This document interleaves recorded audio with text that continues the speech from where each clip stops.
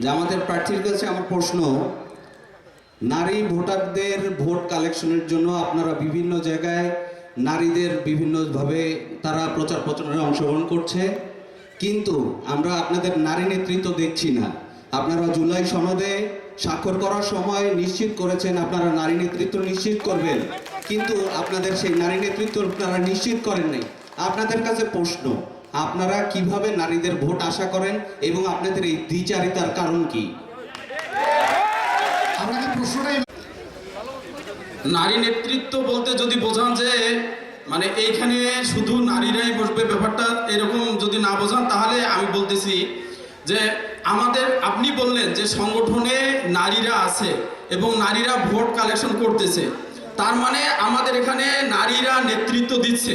তবে নারীরা নারীদের ক্ষেত্রেই নেতৃত্ব দিচ্ছে।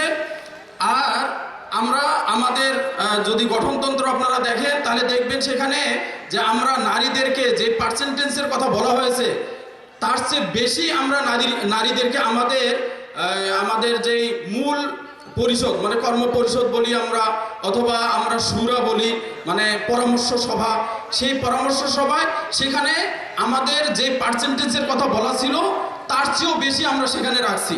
আশা করি এটা আগামী দিনে আরও বাড়বে ইনশাআল্লাহ। Thank you. আমরা এখন